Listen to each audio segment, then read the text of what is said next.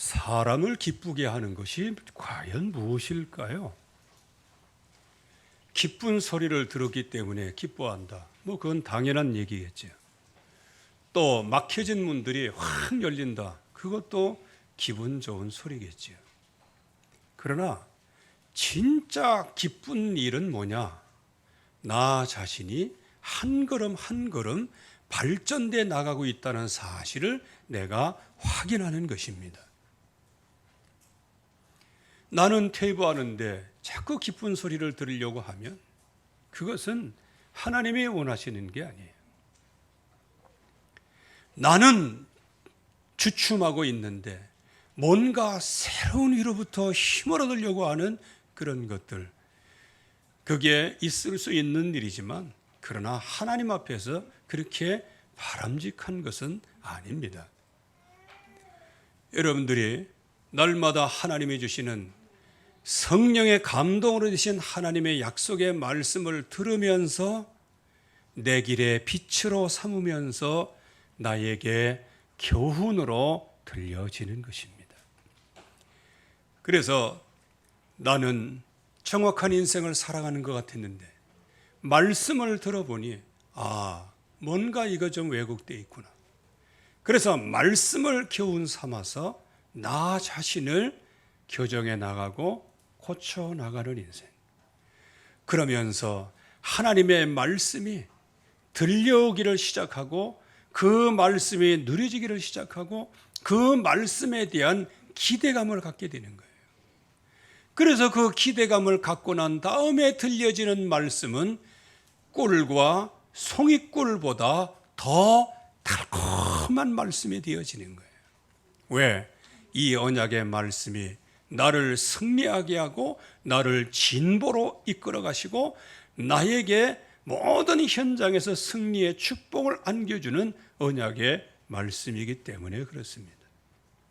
그래서 항상 하나님의 말씀을 교훈으로 받으시고 책망으로 받으시고 교정함으로 받으시고, 그래서 하나님의 약속의 말씀이 여러분들 뇌까지 깊이 뿌리를 내릴 수 있도록 여러분들이 영적인 상태와 응답을 가지시기를 주의 이름으로 축원합니다.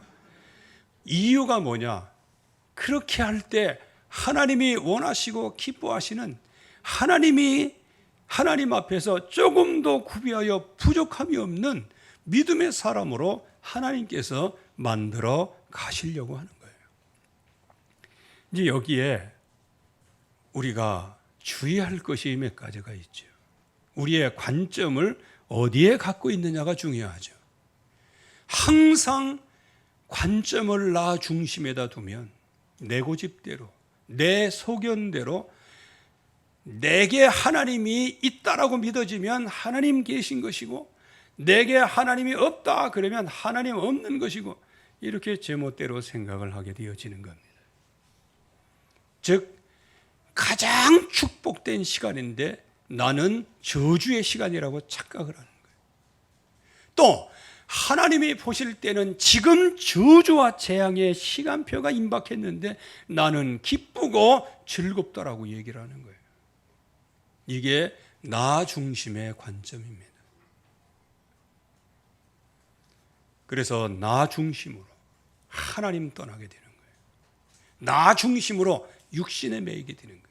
나 중심으로 살 때 내 성공주의로 나아갈 수밖에 없어요.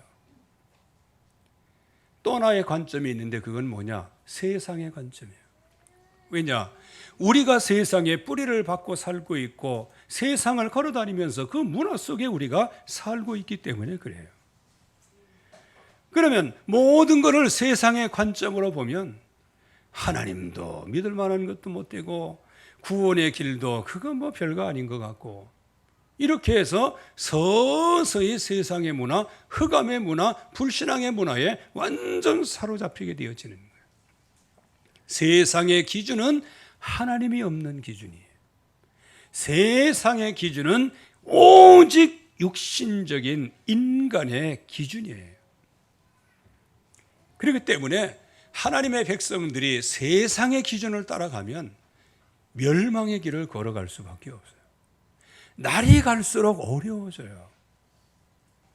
그래서 저와 여러분들은 하나님이 보시는 세상, 하나님이 보시는 나, 말씀이 나에게 뭐를 지도하시고 인도하시고 교훈하시고 책망하시고 바르게 하게 하시는 것인지를 바로 깨닫는 것이, 그게 이 땅에서의 복음이요, 기쁜 소식이요, 복된 소식이요, 즐거운 소식이요, 행복의 근원인 줄로 믿습니다.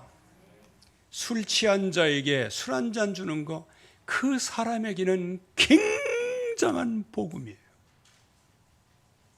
그러나 알코올 중독자로 되는 길이에요. 마약을 이제 거의 끊어가려고 할 때 온몸에 수전증이 오고 완전히 지옥 같은 고통을 경험하고 있어요. 이것만 탁 통과하면 이제 마약에서 해방되는 건데, 그때 조그만 거 하나 탁 던져주면요, 그 사람은 그야말로 1000년, 100년이 지나도 이 은혜에 있지 않겠습니다. 아마 그럴 거예요. 그러나 그거를 먹는 순간에 어떻게 돼요? 그동안에 중동에서 빠져나오려고 했던 모든 수고가 하루아침에 한순간에 물거품이 되어져 버리고 마는 거예요. 저와 여러분들이 때때로는 어려움이 있을 수도 있고요, 문제가 있을 수도 있어요. 그 문제 속에서 하나님은 분명한 계획을 이루시고 그 문제를 통하여, 재앙을 통하여 우리에게 교훈을 하고 계시는 거예요. 때로는 재앙을 통하여서 책망을 하고 계시는 거예요. 그래서 그 책망과 교훈, 이게 기분 나쁜 소리가 아니고요, 이게 복음입니다. 여러분들, 교훈을 받아야 자라갈 수가 있어요. 칭찬을 받았고 자라가는 예가 없어요. 격려는 그냥 격려일 뿐이요. 그래서 칭찬을 받을 때도 그거를 교훈 삼아 받아야 돼요. 아, 내가 이런 칭찬을 받을 만한 연약한 영적인 상태구나. 이걸 좀 깨달아야 되지 않겠어요? 조금 하는데 잘한다 하면서 여러분들, 그거 잘한다는 잘한다지 그건 복음은 아니에요. 순간적인 복음인 것처럼 보이지만, 그래서 하나님의 말씀으로 교훈을 받고, 그래서 다윗 같은 경우는 바스바를 취하고 그 우리야 장군을 살해하고, 그렇게 하면서도 마음의 위안을 얻고 있었잖아요. 그러면서 그를 죽이면서도 이거 칼이야, 적군도 죽이고 아군도 죽이는 게 칼 아니겠냐 하면서 위안을 삼고 있는 거예요. 왜? 이제 최고의 평안이 왔어요. 태평이 왔어요. 왜? 완전 범죄니까. 그때 나단 선지자가 와서 딱 얘기합니다. 여러분들, 다윗이 모든 게 감춰졌다고 해서 그게 복음인 줄 알아요? 여러분들이 칭찬을 받고 이 기분 좋은 얘기, 그게 가려진다고 해서 여러분들의 실체가 가려진 거예요? 실체는 그대로 있는 거예요. 그 실체는 하나님의 말씀으로야만 치유되는 거예요. 그래서 말씀에 힘을 얻는다. 그거는 뭐냐? 소망을 얻는다는 것인데, 그 소망은 하나님의 말씀이 내게 임했어요. 그렇기 때문에 내가 벌거벗은 게 적나라하게 드러났어요. 이럴 때 복음 외에는 다른 것이 없구나. 이렇게 해서 복음을 따라가는 게, 그게 전도자의 인생이에요. 그게 승리하는 승리자의 축복입니다. 그래서 언제든지 저와 여러분들이 하나님의 말씀을 따라가기를 주의 이름으로 축원합니다. 왜냐? 이 말씀은 대대로 성취될 말씀이에요. 그러면 이 말씀을 하나님께서는 3가지로 요약을 하셨어요. 요약해 주셨어요. 이 절기로 표현하셨어요. 유월절, 오순절, 추수절.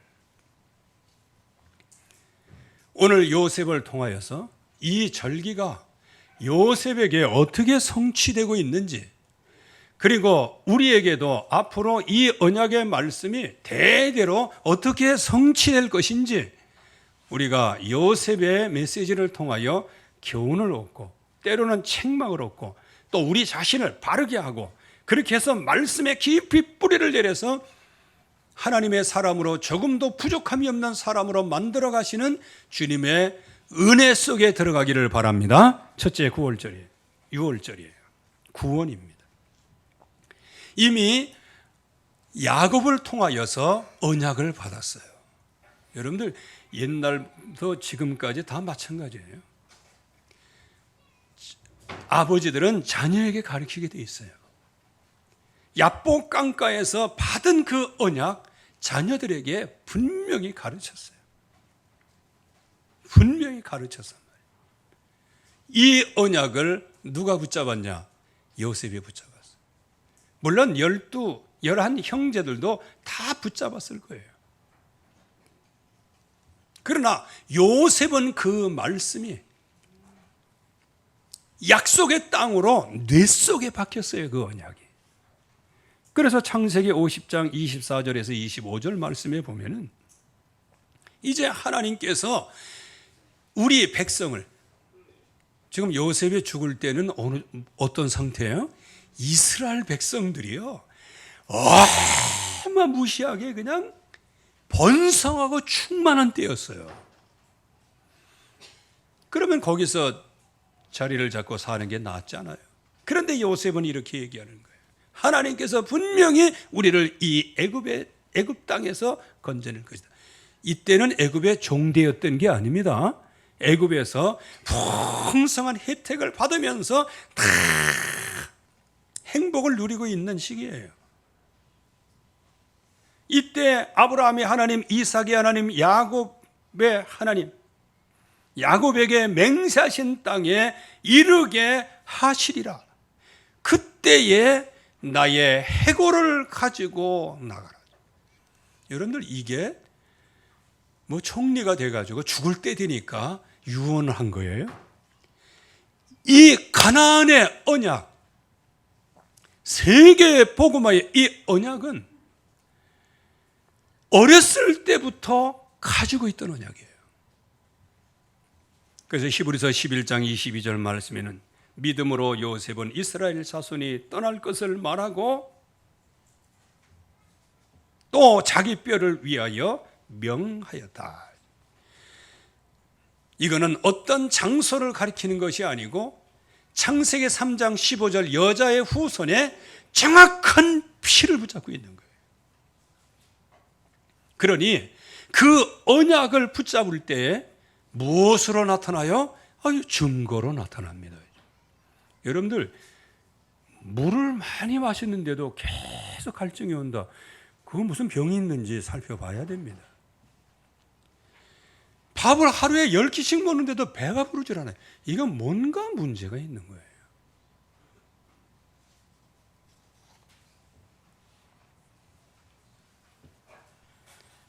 그래서 하나님께서 우리에게 주시는 것들을 점검해 봐야 돼요. 우리가 하나님 앞에 나와서 예배할 때 어떤 증거가 나오는지, 확실한 증거를 하나님이 주시는 거예요. 이 요셉은 언약을 붙잡았다는 확실한 증거가 언약적인 꿈을 꾸게 되어지는 것이죠. 11달이 절하고 11별이 절하고 거기에다가 해와 달까지 절하는 거예요. 해와 달은 뭘까요? 그건 전 세계를 얘기하는 거예요. 11별은 누굴까요? 자기 형제들을 얘기하는 것이죠. 즉 언약적인 이 꿈을 실제적으로 꾸니 세계 복음화가 보여지는 거예요. 이렇게 언약을 붙잡을 때는 반드시 뭐가 따라온다? 박해가 따라와요.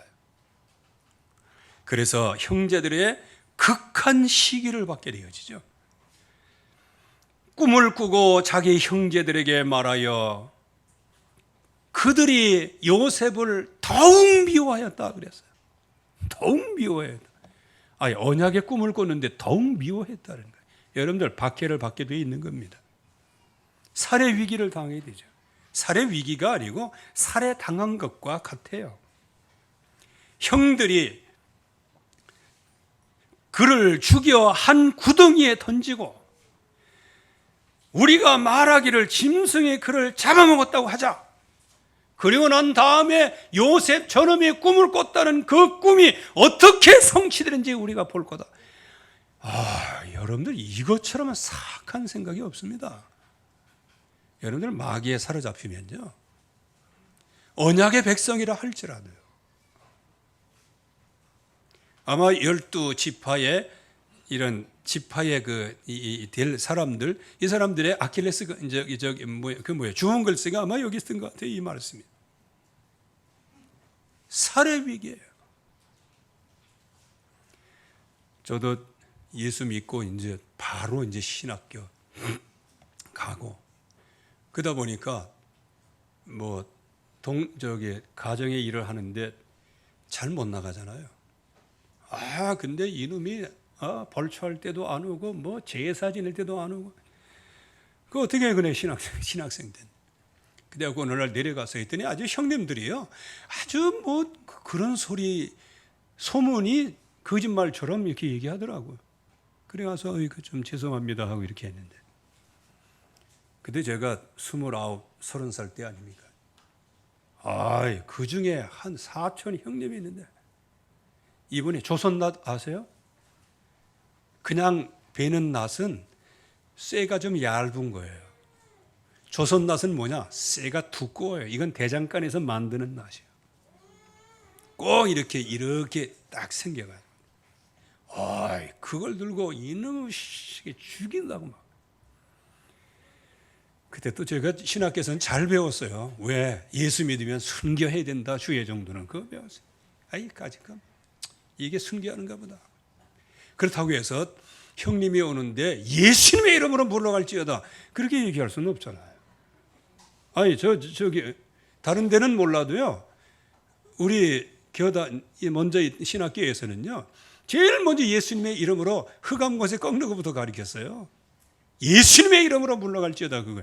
근데 형님 앞에서 그렇게는 못 하겠더라고요. 그냥 마음속으로만 쫙 있어. 진짜 일각일초예요. 얘 조금 있으면 그냥 찍히는 거예요. 근데 너무 긴장하진 마세요. 제가 여기 있습니다. 그때 큰 형님이, 우리 가문에 큰 형님이 와가지고, 나도 내 시야에 없었는데 거의 코끝까지 왔는데 샥 밀치고 그러더라고요. 그래서 내가 살아났어요. 근데 희한하죠. 그 가정이 자녀가 5명인데 4명의 정신병자가 돼요. 참 되는 게 없었어요. 또 그렇게 했던 분은 나중에는 이제 스스로 그냥 일찍 좀 돌아가셨죠. 참 핍박이 많습니다. 여러분들 핍박을 요리조리 미꾸라지처럼 빠져다니고 그러지 마세요. 아직은 한 번 죽나 2번 죽나. 남편이 뭐라 그러면 호랍이 되고 싶어? 그래야지. 너 언제 밥 언제 먹을 건데? 여러분들 50, 60이 되면요, 그 얘기가 최고 큰 욕이요. 너 밥 먹고 싶어? 이게. 그렇다고 해서 50대까지 여자들 그렇게 하지 마라. 아직 힘 있을 때예요, 그때는. 이제 저 같은 나이에는 바꾸고 싶어? 그러면 이게 참 그거보다 그게 큰 거 없어요. 어쨌든 간에 극한 위기, 거기에다가 하나님께서 이 노예로 그냥 매매를 해버리는 거예요. 형들이 은 20에 팔아가지고요, 이스마엘 사람은 나중에 바로의 친위대장 보디발에게 팔아버리는 거예요. 여러분들 이렇게 보면 언약을 붙잡고 언약의 꿈을 꿨는데 이게 완전히 내 인생 막장 드라마가 됐구나 라고 착각을 하게 되어지는 거예요. 이게 내 생각이고 이게 세상 생각이에요. 그러나 하나님의 생각은 그렇지 않아요. 일단은 하나님께서 요셉을 구원해 내시죠. 왜 구원해 내실까요? 창세기 37장 11절 말씀. 요셉의 그 언약을 야곱이 마음에 두고 있어요. 마음에 둔 언약은 없어지지 않습니다. 마음에 둔 언약은 생명을 살리는 역사가 일어나는 거예요. 요셉을 죽이려고 구덩이에 던졌는데 구덩이에 물이 없었더라. 여러분들, 진짜 악독한 살인마가 아니면 확인 사살하기가 어려운 거예요.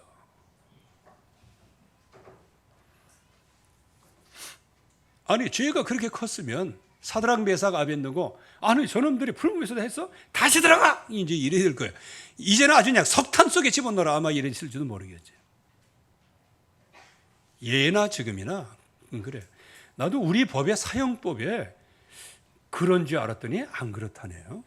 옛날 법은요, 사형을 집행했는데 살아났어. 그러면 이제 이미 죽은 거기 때문에 다시 사형 집행 안 한다는 그런 게 있더라고요.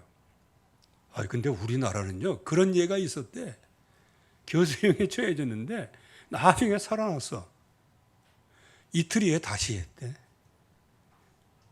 그래서 주변에서 많은 얘기가 있었는데, 악독한 사람 같으면 이게 확인 사살하네. 그런데 이 자기 동생을 던지는데 안 죽어. 이걸 어떻게 해? 그래서 노예로 파는데, 그 노예로 가는 것이 하나님의 생각에는 세계 복음화의 새로운 시작이었습니다. 이거를 우리가 볼 줄 알아야 되는 거예요. 지금 현재 당하는 모든 어려움들, 이 모든 것들이 새로운 시작이다. 새로운 시작이다. 그래서 하나님께서 그 죽음의 위기에서 요셉을 건져내시죠.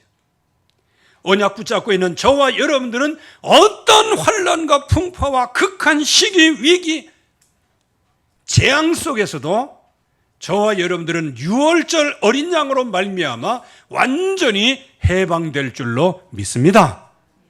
이게 유월절이에요. 약속만 붙잡으면 어느 곳에 있든지 상관없다. 하나님께서 완전히 구원해 내신다. 이렇게 해서 죽음으로 몰려갔던 이 요셉이 하나님이 구원해서 이제는 세계 복음화를 위해서 이제는 노예로 가는 거예요.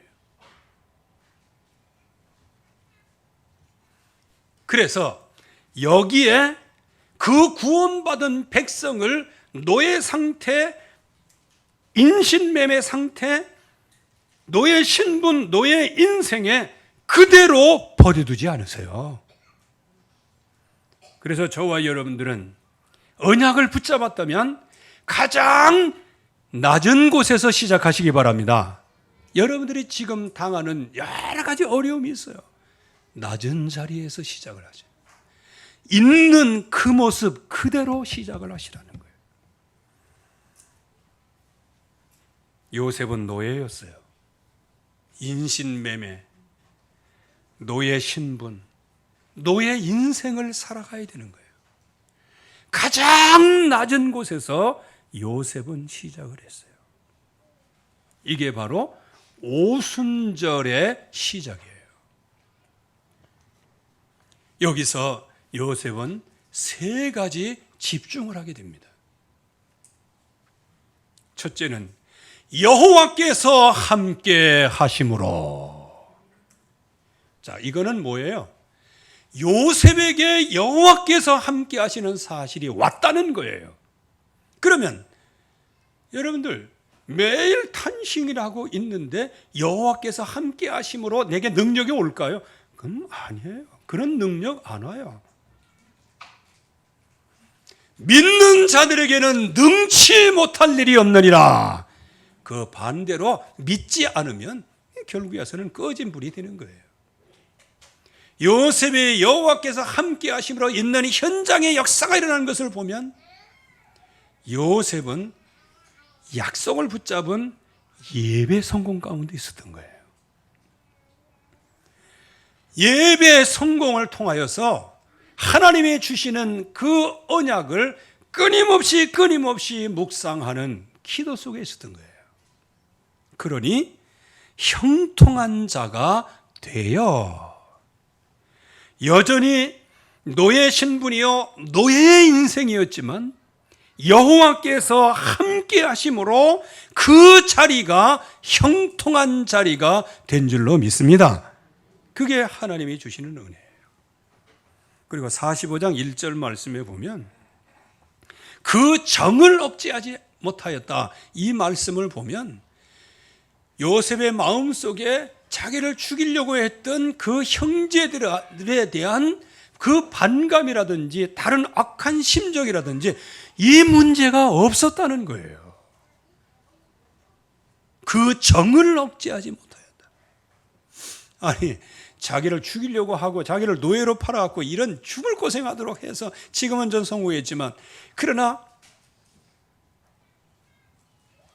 요셉은 그 형제의 정을 억제하지 못해. 즉 요셉은 지금까지 칼을 갈고 있던 것이 형들에 대한 복수의 칼을 갈고 있는 것이 아니고 하나님께서 나를 완전히 이쪽으로 인도하셔서 도리어 거기에 쓰임받은 그 형제들을 그리워하는 입장이었어요. 그 정을 억제하지 못하여서. 여러분들이 어떤 노예 신분이나 어떤 노예 인생 가운데서도 여러분들의 중심이 오직 하나님께로 향하기를 주의 이름으로 축원합니다. 그게 기도예요. 형통한 자가 되었다. 그래서 하나님께서는 이렇게 형통한 자로 만드실 뿐만 아니고 가장 높은 곳에 하나님께서 세우십니다. 거기에 특징이 있어요.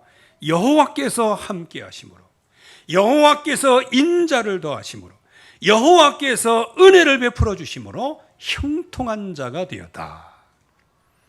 여러분들이 하나님의 은혜의 자리에 있기를 주의 이름으로 축원합니다. 보디발의 집에 들어갔지요. 여호와께서 함께 하심으로 가정 총무가 됐어요. 식음료 외에는 간섭하지 않았다. 이 서밋이죠. 감옥에 갔어요. 간수장이 가정의 재반 업무를 다 누구에게 맡겼어요? 요셉에게 맡겼어요. 거기서도 분명히 말씀하세요. 감옥에 들어갔는데 여호와께서 함께 하심으로 형통한 자가 되어 간수장이 재반 업무를 맡기는 거예요.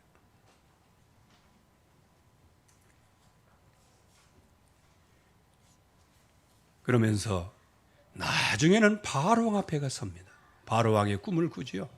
아주 악몽을 꾸고 좋은 꿈을 꿨다가 악몽으로 끝나게 된 것이죠. 여기에 하나님이 주시는 그 언약, 그 약속을 탁 붙잡고 하나님 앞에 서 있을 때 그 바로왕이 불러서 그 꿈을 설명하고 해석하라고 할 때 여호와께서 알게 하신다. 내가 꿈의 전문가입니다. 내가 꿈 그러면 내가 어렸을 때부터 내가 꿈을 꿨지요 하면서 자기 자랑이 아니었어요. 하나님께서 알게 하실 것이다. 하나님께서 이렇게 말씀하고 계신다 하면서 그냥 쭉 설명을 하시는 거예요. 그때에 바로왕이 얼마나 마음에 감동을 받았던지 성경에는 그렇게 나와 있지 않지만 아마 행동으로 봐가지고는요, 요셉의 손을 탁 잡으면서 내가 어떻게 이렇게 여호와 성령에 감동된 사람을 내가 어찌 만날 수 있겠냐, 이렇게 되는 거예요.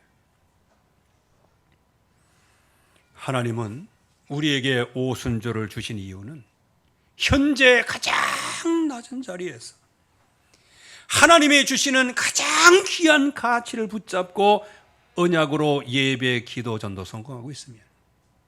하나님께서는 가장 높은 곳으로 저와 여러분들을 서밋의 자리로 인도해 주실 것을 약속을 하셨습니다. 이게 우리에게 성취될 거예요. 우리 후대에게 성취될 거예요. 그래서 구원받은 사람은 절대 어떤 환경, 그 탓하지도 말고 환경을 보고 무서워하지도 말고 삼키는 땅이라고 말하지도 말고 우리는 이 땅에서 죽는 땅이다라고 말하지도 말고 그들의 신은 하나님을 떠났고 그들의 신은 이 땅을 떠났고 우리는 우리와 함께 하시는 하나님이 함께 하시다. 이제 이 언약을 붙잡는 거예요. 그럴 때 승리하게 되어지죠. 이렇게 모든 과정을 다 끝나는 수장절의 응답을 다 받게 하신 다음에 이제는 나중에 열매를 거두는 수장절의 축복을 받게 하여 주시는 거예요. 그 중에 제일 첫 번째가 뭐냐? 형제와 화평을 누리는 거예요. 특별히 마태복음, 요한복음 5장 24절 너희가 예물을 드리려고 하다가 형제와 이게 틀어진 일이 생각이 나거든. 다시 예물을 제단에 두고 다시 돌아가 가지고 형제와 화목하고 그 다음에 와서 예물을 드리라고 그랬어요. 그러면 이 메시지를 한 곳이 어디예요? 갈릴리예요. 갈릴리에서 예루살렘까지는 장정이 아무리 빨리 걸어도 이틀, 3일 걸리는 거리예요. 그러면 그곳에서 말씀하셨기에 그곳을 기준으로 삼는다고 하면 이제 거기서 예루살렘에 올라가서 예배를 드리는 거예요. 예물을 드렸어. 근데 형제와 화목하지 못한 게 생각이 나네. 그러면 어떻게 해요? 그걸 두고 이틀 동안 다시 내려와가지고 올라와가지고 형제와 화목하고 그 다음에 이틀 동안 또 걸어가서 그때 와서 예배를 드리는 거예요. 이게 무슨 얘기입니까? 형제와 화목을 얘기하는 거예요. 예수님께서는 형제를 미련한 놈이라고 얘기하면 그건 지옥불에 던져진다고 말씀하셨어요. 그래서 저와 여러분들이 세상에서 너무 입에 숙달돼서 욕을 아무렇게나 막 하는데 그거요 무서운 겁니다.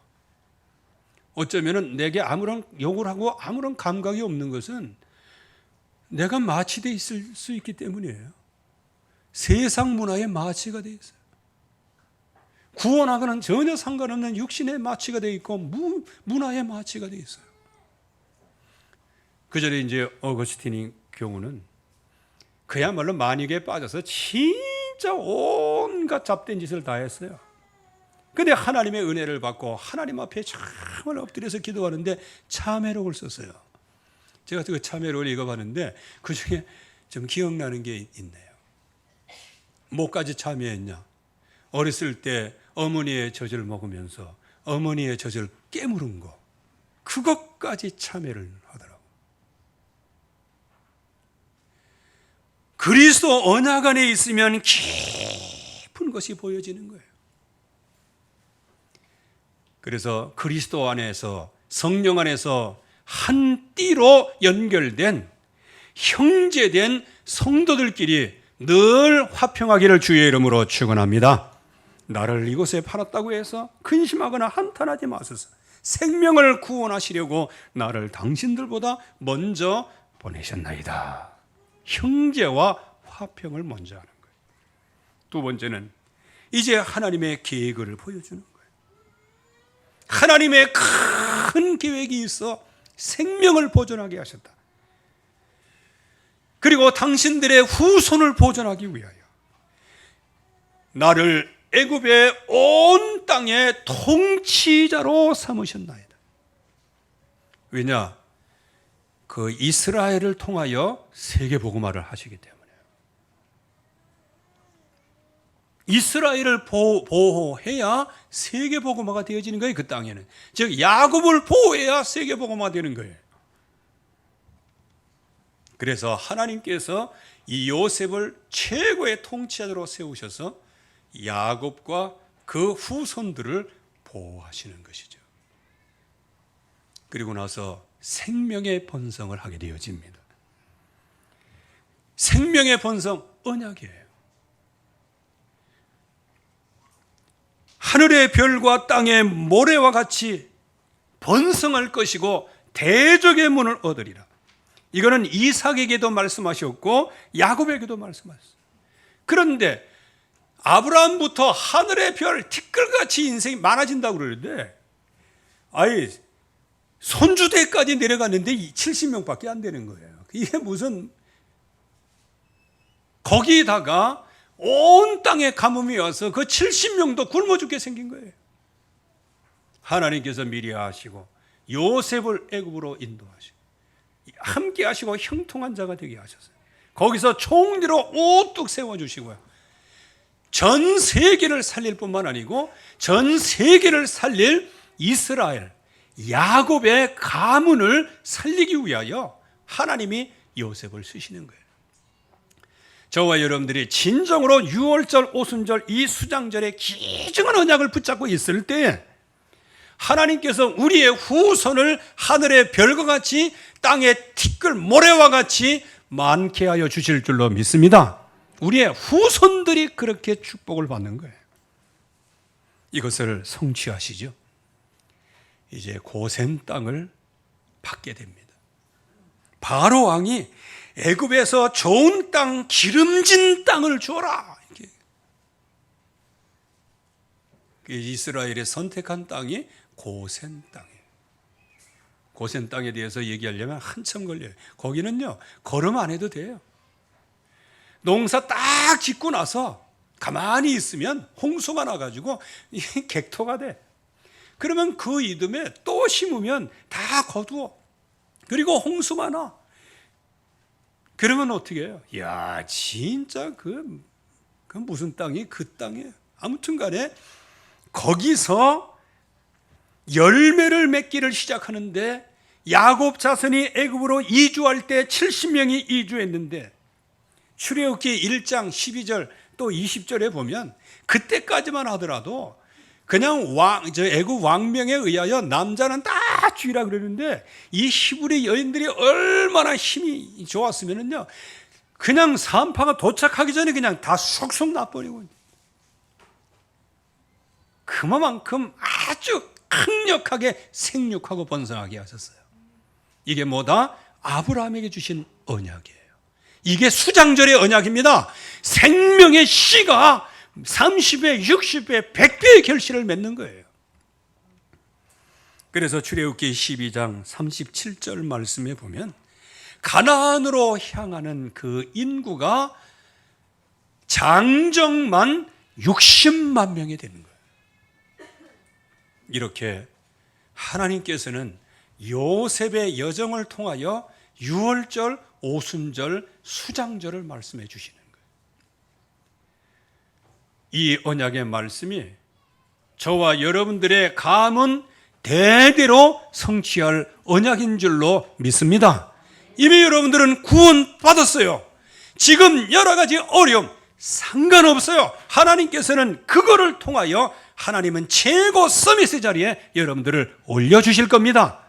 그리고 우리의 후손을 모래알과 같이, 우리의 후손을 하늘의 별과 같이 풍성하게 하시겠다는 약속이 성취될 것입니다.